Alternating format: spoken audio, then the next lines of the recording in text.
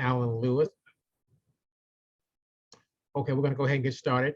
My name is Alan Lewis, the Dean of the School of Health Professions here at SUNY Downstate Health Sciences University, and welcome to Lecture 5 of our lecture series this year, which is on skills beyond discipline-based expertise. And today our topic will be managing change. So just to review, we're doing 9 lectures this year, 1 per month, although we've done 2 this month. We had to reschedule the lecture 4 from December due to technical difficulties. So we did that last week, and that was on data-driven decision-making.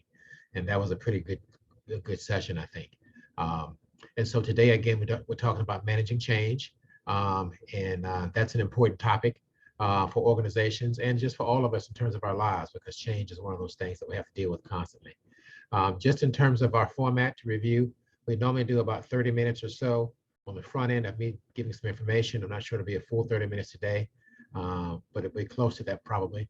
And then we have the last 30 minutes is for us to have discussion and interaction with each other about the content. So those of you who joined, again, thank you for devoting your time. I realize this is actually after the usual work hour, depending on if you do a traditional work day of 9 to 5, not everybody does, because we have some people who join us oftentimes who work at the hospital, the University Hospital of Downstate, the new name, not University Hospital of Brooklyn, but University Hospital of Downstate. And so we're going to get started. So change management, managing change. Let me say one other thing. We typically have an evaluation of these sessions. So if you want to give us some feedback on how well we did or how well we didn't do, we'll appreciate that. And Franchon Jackson, who's also in the Zoom call today, my assistant, can get you that information. I did have a handout for today that I just recently gave to Franchon that you can take a look at after our talk today. It's what I'm using to do our talk. And all of these sessions are in fact recorded. And so you can have gain access to those. There's a website or the OneDrive, I think, that Franchon has set up. So if you happen to miss one of these lectures, you can go in and actually see the recording. So again, our topic today is managing change, lecture 5. And again, welcome. So change management, also known as delta management, using the old Greek alphabet.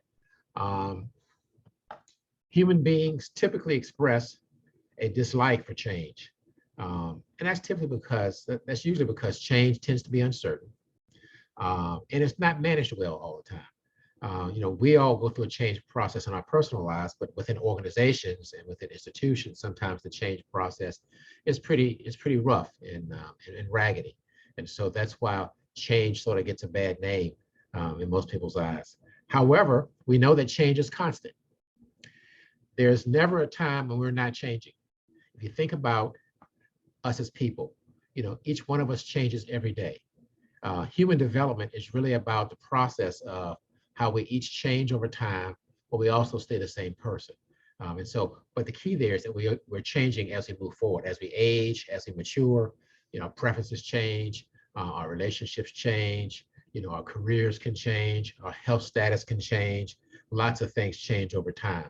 And beyond us, the world changes, the weather changes on a daily basis, politics change. You name almost any domain of human existence, and it changes. It doesn't stay the same.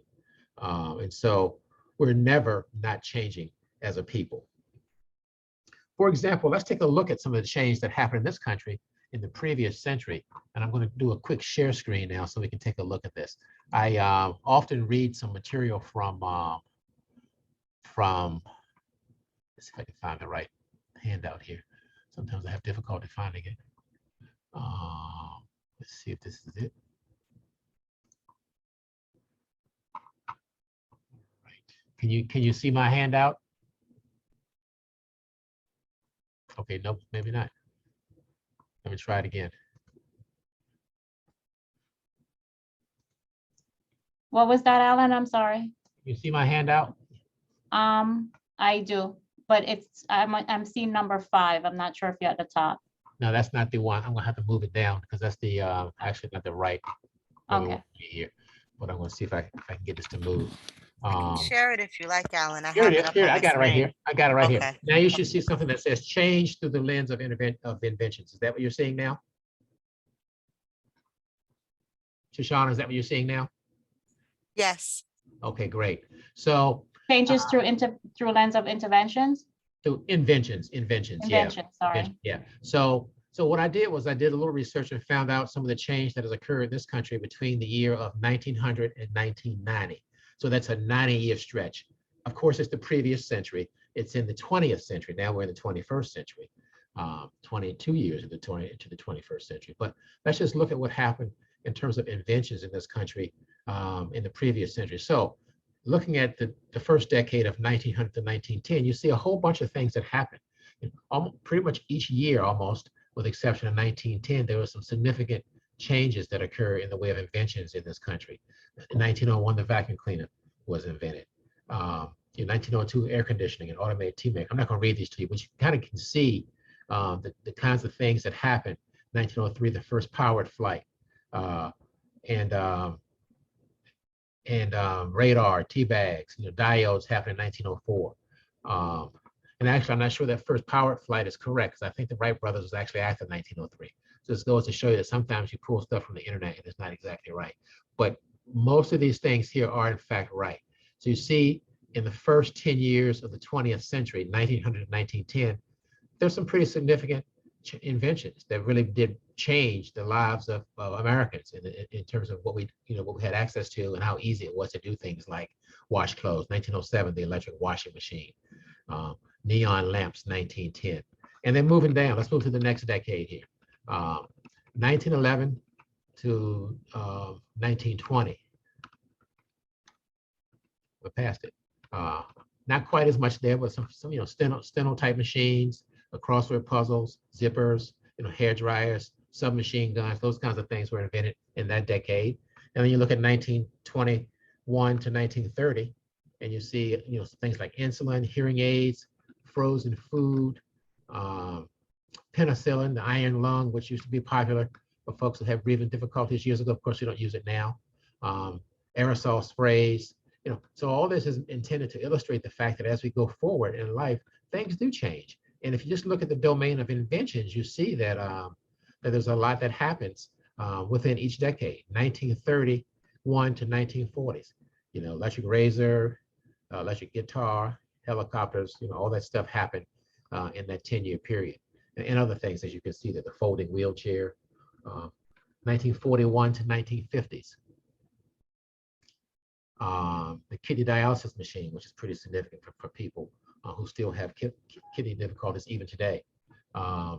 The nuclear bomb, which is arguably maybe not a good invention, but it did happen in the decade between 41 and 50. Microwave ovens, lots of other things as well. Look at 51 to 1960. Transistor radio, contraceptive pill, car seat belts. These things may not have been commonly used, but these inventions were innovated in these years. So it took a while in many cases until they became commonplace, meaning that most Americans had access to them, but certainly they hit the landscape in terms of being available for whoever could afford them in the early days before they became commonly available. 1961 and 1970s, obviously, put people in space, Valium, portable calculator, 1967, LEDs and LCDs. Lots of things happened in that decade as well in terms of inventions that led to change in this country. Let's look at 71 through 1980. Personal computer, floppy disk, first personal stereos, hepatitis B vaccine in 1980, 1981 to 1990. The Macintosh computer, there are a lot of folks who are Mac users who really prefer that particular type of computer. Disposable contact lenses in 1987, the Hubble telescope in 1990, and that's it. So that's really the first 90 years in the previous century, the 20th century. And you can see just from that there were a fair number of inventions, and those things all brought change to our society, particularly in the United States, especially when those changes and those interventions became commonplace. As I said early on, they weren't necessarily embraced by the masses because they weren't necessarily available, but eventually they were. So change in organizations tends to be especially difficult because for several reasons. One, we don't plan for it.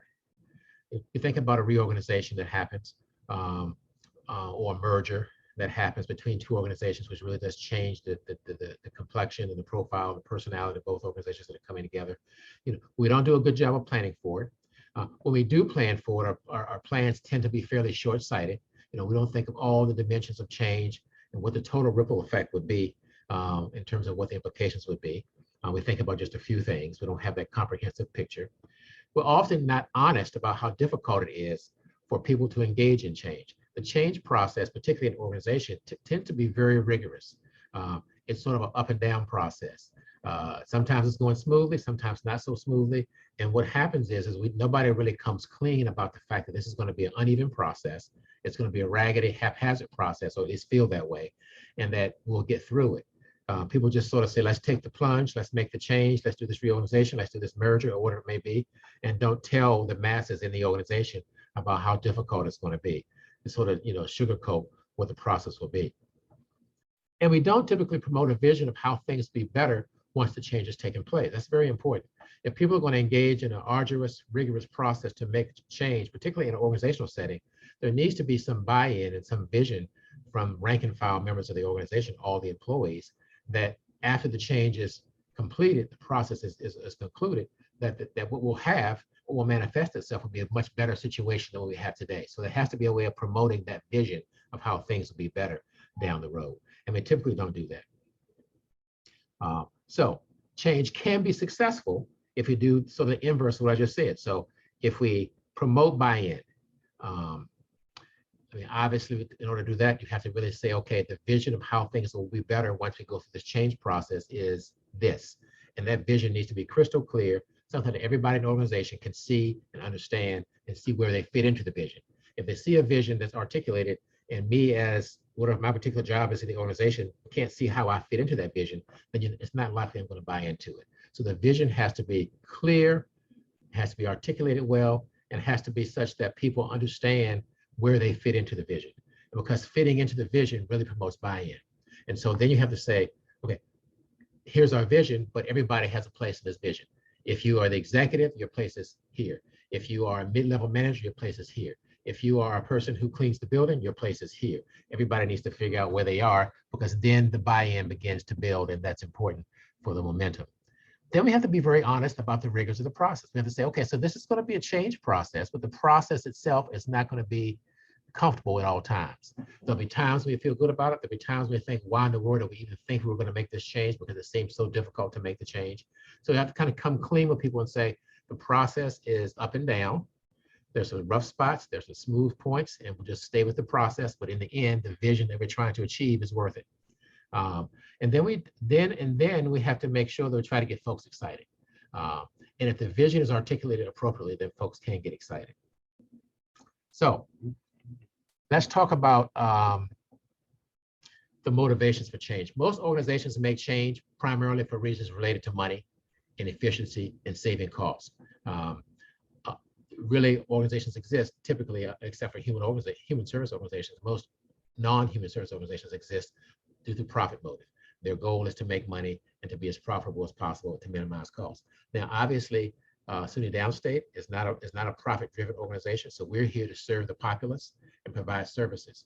And so the motivations for us would be to do the right thing, to be connected to the community, and make sure that whatever we do in terms of educational services or clinical services in the hospital are as top-notch as possible, so that people who are the end users of those services can get better if they're in the hospital side, or they can be great healthcare professionals if they're going to leave and embark on their own health career as either a physician, a nurse, or one of the professions in our school or in public health. And so those are the things that really matter. So the organizations have to be really clear about what their mission is, because the mission is the first step to having that vision about what the change will be.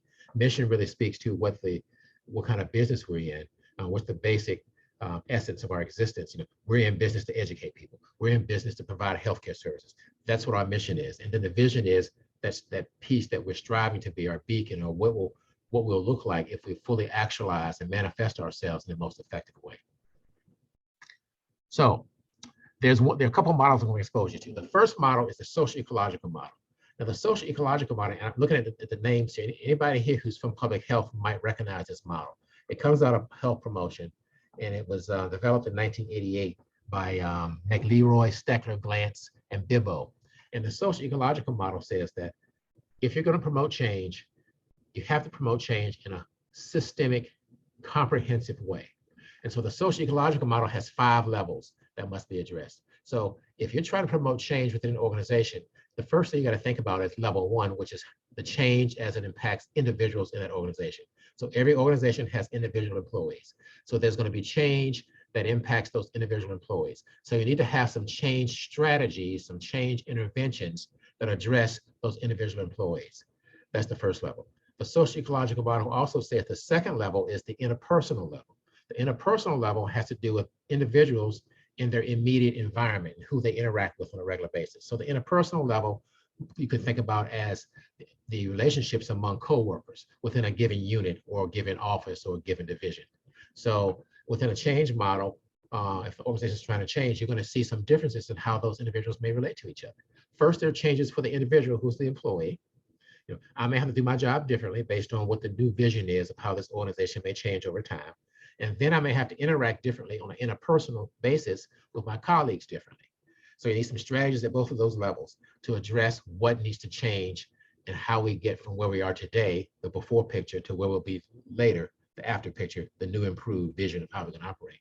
And then you have some strategies at the organizational level. It's the third level of the social ecological model. So there's some things about how the organization functions as a whole that need to be addressed. And so there need to be some change strategies targeted at the entire organization. So if the changes SUNY Downstate Health Sciences University, there need to be some strategies that talk about how we are now, if we're going through a change process, are going to operate as an entire organization. Will there be the same schools? Will there be the same hospital? Will there be the same supporting services, HR, FM&D, IT, you know, all those things still exist as they are now. So organizationally, looking at that whole context of the organization, what kinds of change needs to happen. So there needs to be some strategies, interventions to address what needs to happen differently there. And then the community. So the fourth level is the community. All organizations exist within a broader community context. And so you don't exist in a vacuum. You have to interface with the external community. And so there needs to be some thought about what this change in the organization means about our relationships with the community. Do we now have the same stakeholders in the community? Do we now have the same end users coming from the community? You know, are the implications about how this change process impacts those relationships? And then the fifth level is the policy level. Obviously, once you talk about the community, there may be some changes in laws or regulations or policies that need to happen to make the change sustainable over time. So essentially, the social ecological model talks about developing interventions in a situation where an organization is going to change at those 5 levels: the individual employee, the employee at the interpersonal level in terms of who the employee interfaces with on a regular basis, be it clients, be it students, be it other colleagues, at the organizational level, at the community level, and the policy level. So if you think about it, most organizations that go through reorganizations or mergers or whatever, they don't typically think about, let's think about what those interventions and those strategies for change will be at each of those 5 levels. But if you do, you can see how the change will be much more systematic, much more comprehensive, and much more sustainable over time. So that's one model. It comes out of public health called the social ecological model by Bibbo, McLeroy, Steckler, and Glantz, 1988. Now I'm going to share a screen again and show you another model by John Cotter, who's out of the business world. Let's see, get back to my share screen here. Nope, that's not the right one. The problem is I have way too many things open. So when it's time for me to find the thing I'm looking for, I can't find it. Oh, here it is, I think. So we're gonna back up a little bit to where I need to be. You can see that screen now, right? And we just talked about these Yes. these inventions over the 90 years of 1990 to 1900, 1990. Let's now go back up and look at John Cotter's 8-step change model. I figured it'd be easier to understand his 8 steps by looking at it as we talk through it. So I'm just going to scroll back up a little bit farther. I think I should be getting there soon. Yep, almost there. So John Cotter's model, one of the most recognized models, was published a couple times, 1996 and 2014. So Cotter has an 8-step change model that applies primarily to organizations, but you can use it in systems or institutions as well. So the first step in John Carter's model is to create a sense of urgency around change. So if you're going to make a change within an organizational context, the first thing you have to do is say, this is something that has to, in addition to setting the vision, which I talked about in the other model, you got to say, this is something that needs to happen right away. We can't wait to make this change. We can't postpone this. We can't put it off. It needs to happen now. There's some urgency around why we need to do it right now and not next year. So that's step one. Step two is to build what he calls a guiding coalition. And so that's a group of persons within the organization that come from different backgrounds. So they're cross-functional, I mean, they have different jobs and they're varied in terms of who they are.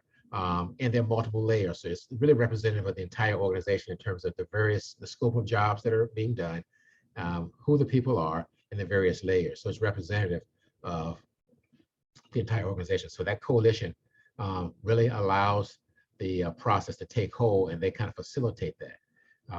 And the key is that you got more people, you got more hands, you got more perspectives, more brains in the mix. So that guiding coalition helps manage the change process in a way that makes it more likely to be effective, because you got everybody involved, or at least everybody who's in the organization is represented, and that coalition has a way of sort of beginning that process. And then develop the strategic vision. So in Carter's framework, the step three is really developing that vision. I think I said early on, develop it earlier, but Carter says let's do it at step three. And so that really is a vision that's more than just a vision that looks at data and facts and objective kinds of phenomena. It has to be a vision that people can relate to on a meaningful feelings kind of level. So it's almost a vision that can be somewhat emotional, and people can say, oh yeah, I can see why we need to do that. Not just this bland, cold, objective set of facts that speaks to what our vision needs to be. And it needs to be that beacon, as I said. It really needs to show what we're striving for, and it needs to have some sense of what the steps are that we need to accomplish to get there. Those intermediary steps, or those instrumental activities that will get us there. And people have to come together and visualize that better day if we can actualize and make this vision come to bear. Step four, enlist volunteers. And these volunteers typically are from within the organization. So when Carter talks about volunteers, he's not talking about people who aren't on the payroll. He's saying people who are willing to take on the additional task of being stewards of the change process within the organization. And so in taking that additional task on, they're not necessarily being paid for that, although they are collecting a paycheck because they all have regular jobs within the organization. And so it needs to be a mass of people who are working in the same direction. So a core group, a critical mass from inside the organization, because they hold the energy and they understand that vision.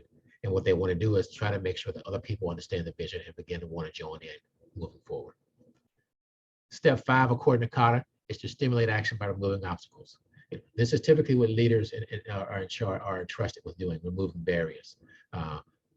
So whoever does it, the step is to make sure that the traditional barriers are eliminated, and we try to find new ways to work together. And that requires creativity and innovation. And that innovation equals new ideas, but not just new ideas, but making sure that we try to remove those barriers and we're not crippled or constrained by tradition.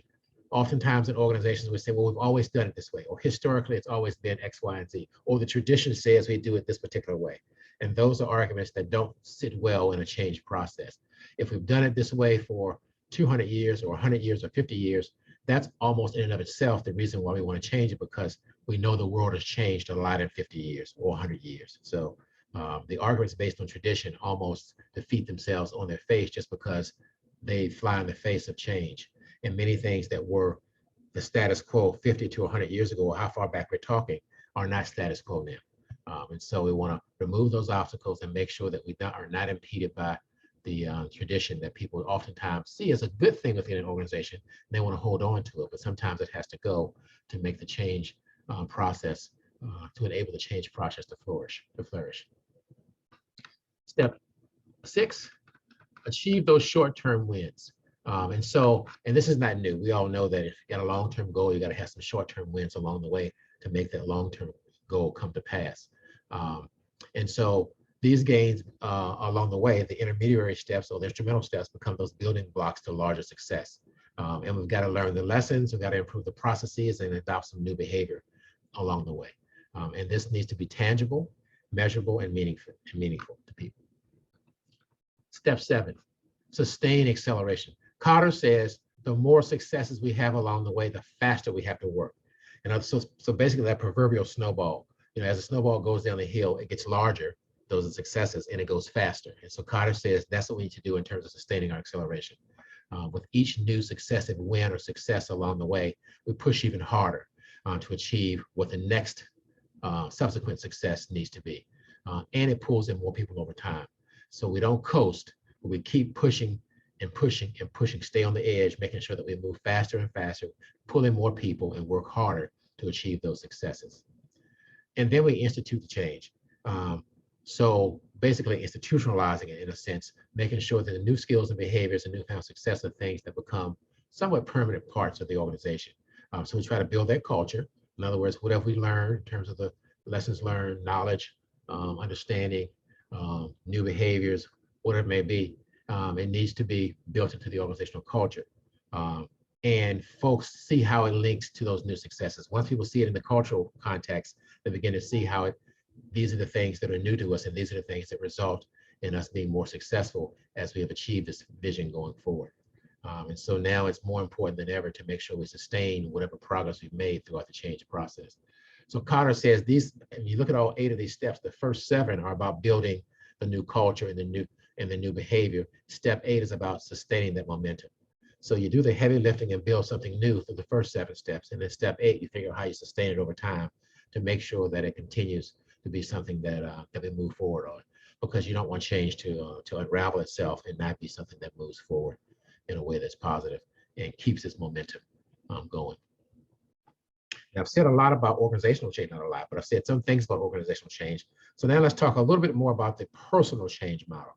And that's significant because in our institutions here at SUNY Downstate Health Sciences University, we're talking about personal change in primarily two ways. On the clinical side, people who are receiving services through the University Hospital Downstate, they're coming in and they have health concerns and conditions, and they're trying to learn new ways, new lifestyle changes, and new ways of living to help mitigate and hopefully ameliorate those health concerns going forward. So on that, we're teaching them change, how to change their behavior, how they can be more healthy and live a more healthy lifestyle and have a longer lifespan.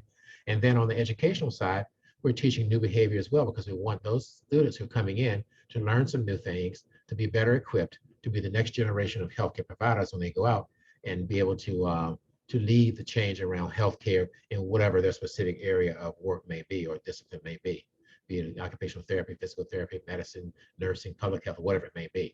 So oftentimes the change process for individuals fails because we all kind of assume that the most important part of an individual change process is awareness and knowledge.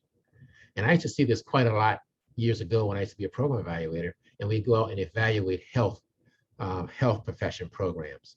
And we say, okay, show us your change model, show us your theory of change that tells us how you line up your interventions to ensure that the outcome you're looking for in your end users, your patients, your service recipients, your clients, whatever you want to call them, actually occur.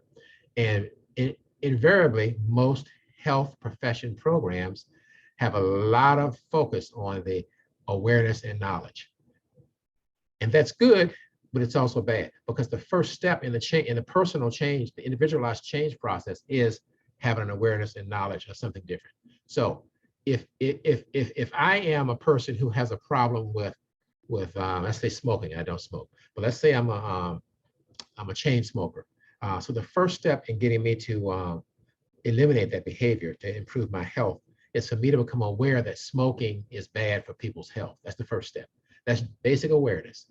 And then I have to understand, okay, in a more personal way, that smoking is bad for my health. So it's okay to say smoking is bad for people's health. But if I'm changing, it's easy for me to be detached from that and say, oh yeah, those 10 people over there have lung cancer because they smoked. But that's not me. I smoke, but I don't have lung cancer. So if you can show me a picture of my own lungs that says, okay, Alan, here's the damage already from smoking, then it becomes understanding for me on a personal level. So the awareness, knowledge, and understanding comes first, but that's not going to change my behavior by itself, not usually. So then you got to give me something beyond just the knowledge, awareness, understanding about how smoking is bad for me. You got to give me some skills.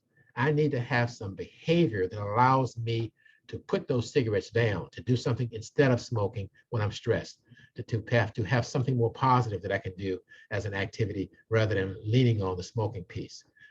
So that requires building skills. That requires behavioral change. So you need to give those the intervention, the change intervention needs to give that to me.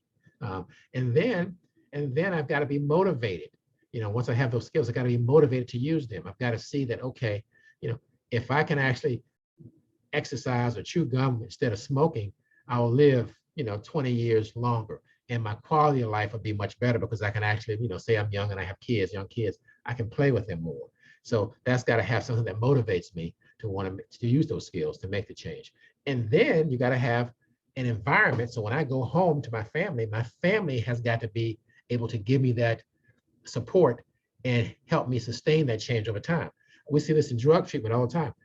You take the person who's got a problem with addiction, put them in a drug treatment program, they learn all about addiction, they learn all about themselves and how it impacts them, they learn the skills of refusal or whatever they are, whatever the new behavioral interventions are that they learn, and then they go back to an environment that doesn't support those new behaviors, and then before long, they're back to the old behaviors. So the social, cultural environment that you have to actually use these skills in, the in vivo natural environment, has to help sustain those skills. So sometimes it means you've got to do some things in that environment, make some adjustments in the environment so the environment doesn't sabotage the change the person has already made and can allow that person to continue that change. So you think about it, that's a lot. Awareness, knowledge, understanding. I got to know this is something that's not good. I got to link it to me. I got to have some different skills so that I can actually do something different when I'm faced with possibly having to do the old bad thing. I need to do something different that's more positive and more healthy.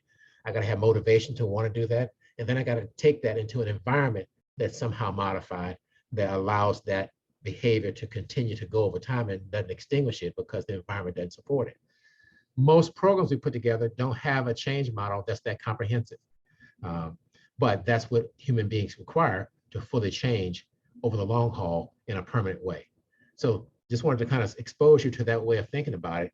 Personal change is difficult because most programs, most interventions, most healthcare providers are not thinking about providing interventions across that entire continuum. They want to give you knowledge and awareness, maybe some understanding, so how this connects to you, maybe some skills, oftentimes not, maybe some motivation, and they hardly ever go into the environment that you're going to actually use those new skills and behavior in and make modifications there so the environment is more supportive. So we're surprised when the success rate in changing people is not higher than it is in terms of almost any kind of program people enroll in or any kind of intervention that people engage themselves with to try to change their behavior. We haven't set up the change model in a comprehensive enough way to provide interventions across each of those pieces of those parts of the continuum to ensure that the change can actually be sustained. So that's why it doesn't happen. And so that's a little bit about the personal change model. So we're 30 minutes in. Let me stop sharing my screen here and let me open the floor up now for a little bit of the conversation that we typically have. So I know I've said a few things, talked about the fact that change is a constant, talk about why change is difficult, talked about what we can do to make change a little bit better in terms of planning for it, promoting the vision, trying to promote the buy-in, talked about the sociological model, those 5 levels of sustaining change, talked about Carter's 8 steps for change, and then personal change.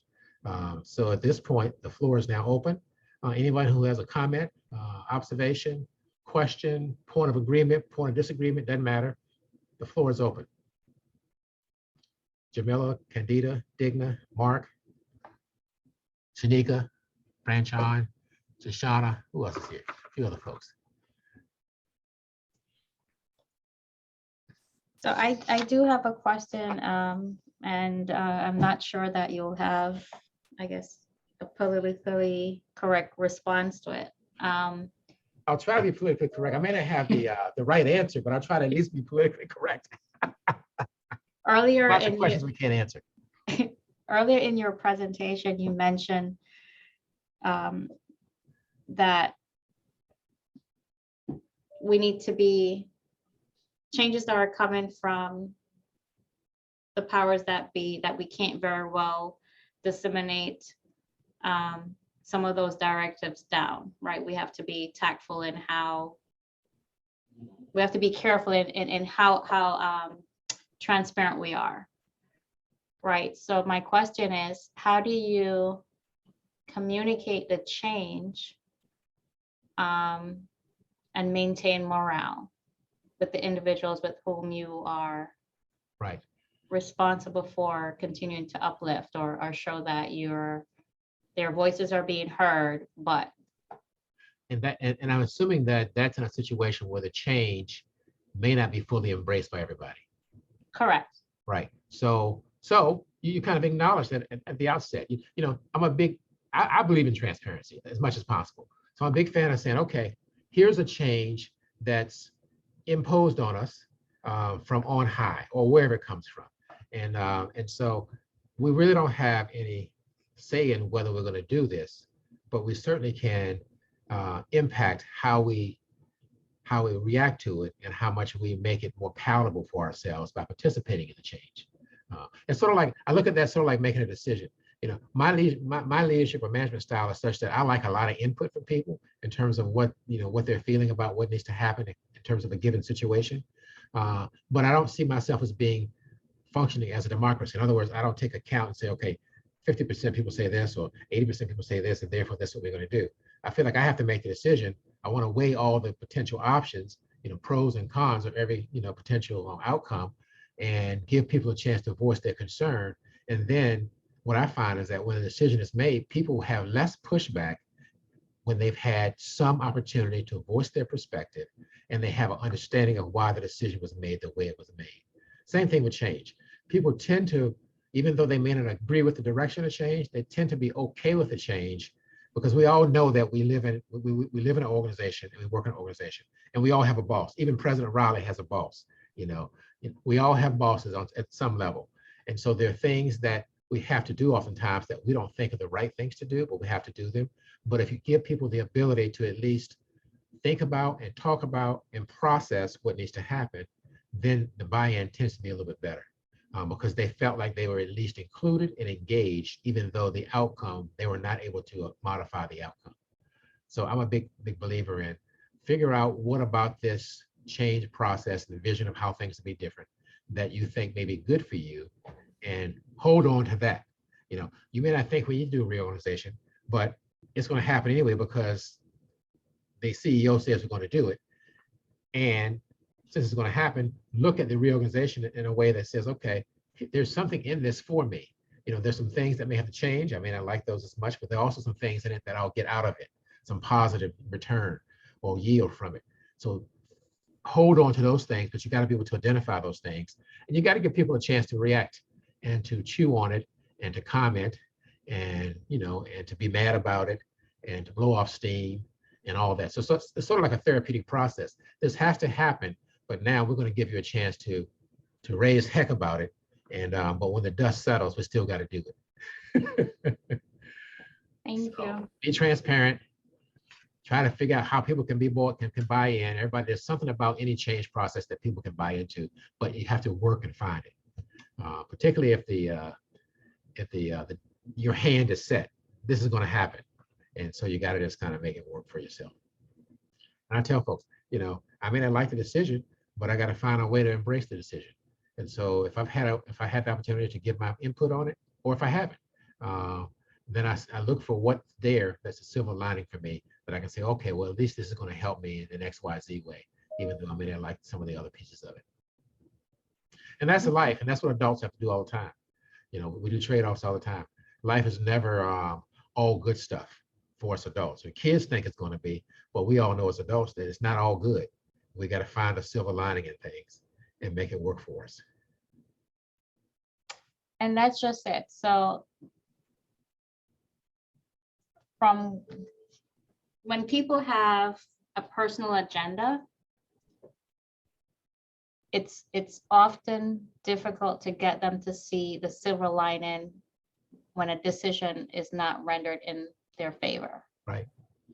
It's difficult because we're human beings and we're blocked sometimes in our perceptions of what we see and what we can't see.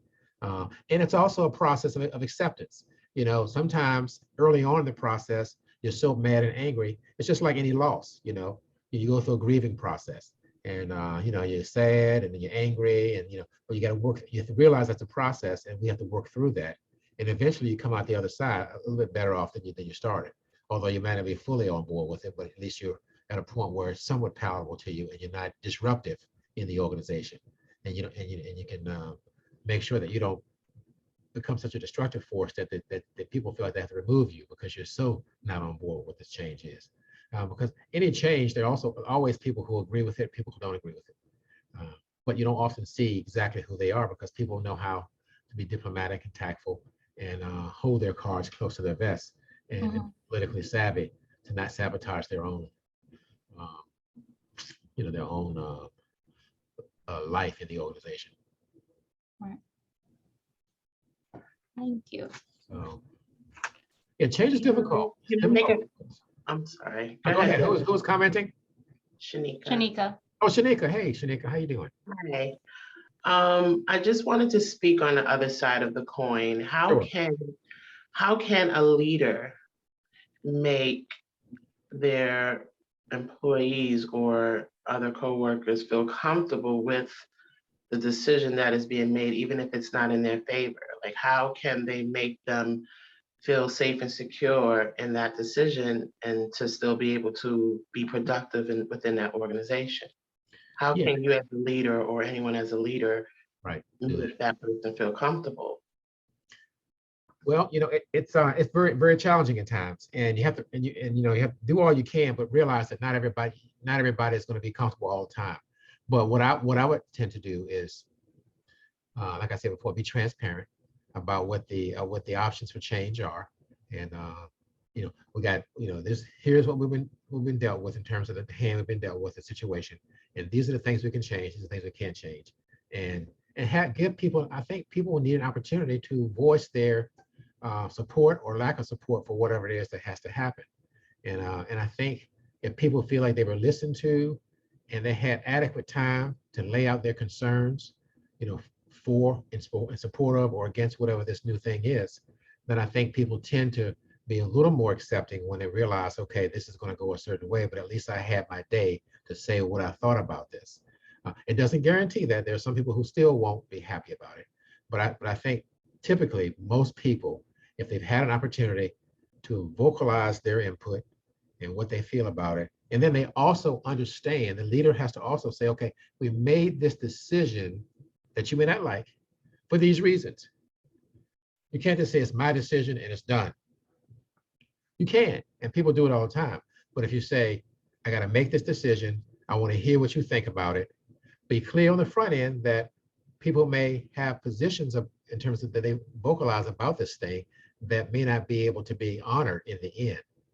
So in my case, I may say, yes, we got these 4 options we got to consider. It's not going to be a democratic process, but I do want to hear from everybody which option you think is best and for what reasons, and give people their adequate time to speak on that, to lay out what they think is best. And then if I say, okay, so it's option 4, because I'm the one who has to make the decision, based on my management style. And when I say it's okay, it's option 4, we're going to do this, then come back and say, and we chose option 4 for these reasons. I realized that the people wanted option 1 because of A, B, and C. They wanted option 2 because of X, Y, and Z. They want option 3 because of something else. But I chose option 4 for these 5 reasons. And then people tend to say, okay, we at least understand why the decision was made. We at least had an opportunity to vocalize our perspective on it, and the decision is made. When you do that, you have more happy, maybe not 100%, but you have more happy campers than if you just say, okay, I'm making a decision, and here's the decision. Nobody gave input. Nobody was given an opportunity to speak on it. And you don't even say why you made the decision the way you made it. People don't like that because they're totally left out of it. They had no involvement, and they had no rationale provided as to why we went the direction we did. But it doesn't guarantee everybody's gonna be happy if you do it the right way. Some people are just not gonna be happy with the things that happen. And it's great if everybody would be, but we don't live in a world where we can make everybody happy. To add to that, I think some people may voice their opinion or make a request in hopes that their voice is heard and that what they're requesting will happen. Right? So why voice my opinion and the opposite happens? And right. I think the word I'm only thinking, correlating that to maturity. I think the person who's voicing the opinion needs to, I guess, be of the mindset to look at the request through each of the stakeholders' lens, because the response from each of them may be different and what you're expecting may look different. But to be able to have an understanding why, whether you agree with it or not, Right. is important. And some of that is helped by the fact that if we had 4 options and we pick option 4, you go through the ones you didn't pick and say, here's why option 1 wasn't picked, here's why option 2 wasn't picked, here's why option 3 wasn't picked, and here's why option 4 was picked. And kind of lay that out. So that's being transparent. Give people as much information as possible. It still is not going to satisfy everybody, because somebody's going to say, well, your decision-making process is still flawed for picking number 4, because it seems to me that option 2 is really the better one. But at least they have a chance to understand what your process was of making the decision, and they have that involvement. And honestly, what I found in my own personal experience is that you get a little more buy-in that way than if you didn't have any input, you didn't open up for conversation, and then you didn't tell people at the end of the day why you made the decision you made. That's a recipe for mutiny. People say, oh, we're not going to do it, we're not going to do it. But if you say, I'm asking for your input, realize it may not be a democracy, but I want your input genuinely. And then in the end, I want to explain to you exactly why we did what we did, and you actually do that, and it seems somewhat reasonable to people, then most folks will be on board, whether they like the decision or not. They respect the process, usually. Always somebody who's not going to do it, but usually. So Shanique, I'm not sure if I addressed any of what you thought, but that's how I'd approach it, I think. Yeah, you definitely did. Thank you. Can't please all the people all the time. That's impossible. And I do agree that transparency is very important on both ends. But I also think that, the other person that is should be able to voice their opinion, of course, in a most politically correct, quote unquote, way, professional way, and feel like they're being heard, from the other person, as opposed to it just falling on deaf ears. Right, you can't dismiss it. And also that person should feel free to be able to express themselves without having a fear of any bounce back on them. Absolutely, yeah. It has to be, you have to have a certain amount of trust in the environment for people to feel like I can say what's really on my mind. It may not be what the person who's my supervisor wants to hear, but that person's not going to hold it against me because I said it. Yeah, absolutely.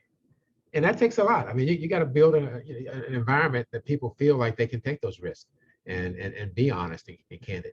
And that doesn't happen overnight. And there are ebbs and flows in terms of how people feel about that over time. Sometimes I feel like the environment's trustworthy, sometimes not as trustworthy as maybe they felt a year ago, depending on what has happened and what their experience has been. So that's not a steady line. It's sort of a line that vacillates over time based on what's going on in the organization, what people's individual experiences are. So thank you. Yeah, you're welcome. And I'm a big fan of telling people, yeah, we're all adults and we all have jobs here, but it's not going to be it's not our show. We all we're all part of a larger show, and there are decisions that get made that may or may not reflect who we are and what we want, but we still have to try to make it work. Or not, in which case you can always find somewhere else to work. There are lots of places to work. It's not a good, I don't think you tell people that a lot, but that is the reality. Right. No, I totally understand where you're coming from. Yeah. Thank you. You're welcome. Other comments, questions, observations, points of agreement, points of disagreement, criticisms, whatever. Let's see. How are we doing on time? Well, we got about 10 minutes left. If we don't have to use it, but if people want to use it, we can. Hi, Dean. Good afternoon, everyone. Hey, Candida. Yeah, so thank you for this presentation. It was really informative. And what I'm hearing and what I'm realizing, the transparency and collaboration is very important in change in organizations, and even, and I can take this in my personal life, in my own side, things that I do, hearing it and reading it and seeing these steps, I can see how I can use it to help, help my colleagues or my comrades adjust to the change that needs to be done. And sometimes it's very important to look at those traditions that you spoke about. Traditions can impede progress. And I've seen that especially in the church body. COVID happened and a lot of older generations were not able to adjust to the virtual church. And they're still pretty much against it, but this is a change that has to take place. Right. So this is good. Thank you very much for sharing this. You're welcome. Yeah, and those tradition arguments can be, they're tough to counteract. I remember I being an undergrad years ago, and I was part of a Black student group that was trying to get the university as an undergrad to change their tenure promotion process. And the university kept telling us, we've had this tenure promotion process for the last 100 years and it served us well. And we kept saying, yeah, but how many Black faculty did you have 100 years ago that were going for tenure promotion? Zero. Today it's a totally different group of people who are going for tenure promotion. So what you just did is you kind of defeated your own argument by saying we've done this for the last 100 years because we got a totally different group of faculty now. We're trying to go for promotion and tenure. So a process that you hold on to that worked when it was a very homogeneous population, primarily white males going for tenure promotion, is not going to work today with a very multicultural, pluralistic set of people going up. Different ethnicities, different skill sets, different disciplines, so the tradition argument oftentimes doesn't work. But people are big into holding on to it. And I understand why, because it's the legacy. It's what we've always done it this way. So why are we trying to change it now? Well, because it's not going to work now. Not like it used to, not as well as it used to. Others? Other comments? So what's our topic next week, next month, Franchon? Do you remember? Is it intercultural competency, I think, right? I think that's what it is. I know we've got intercultural competency coming up. We have leadership coming up. We have values-driven civic engagement and one other one. I can't think of what the other one is. But so we got a couple of good sessions coming up, I think. And again, remember that if you ever want to see one of these sessions again, we do record them. And you can take a look at it. Franchon, where are they located again, Franchon? I have them on a share drive. Okay. I put my email in the chat. So Okay. anyone who wants to access the other videos, just send me an email and I'll give you access. Okay. And the next lecture 6 is on February 23rd. It's intercultural competency. Right. And then lecture 7 is building social capital. Oh, that's right. Yeah, the networking one. Yeah. Okay. Yeah. Okay. Thank you. You're welcome. Anything else? If not, we can end our session. Thank you again for being involved, and thanks for all the engagement. And hopefully we'll see you next month at the next session. Everybody be safe. Thanks. Have a good night, everyone. Thank you. Thanks, Alan. Thanks, Shanika. You too. Good night. Thank you, Alan. Thank you. Bye.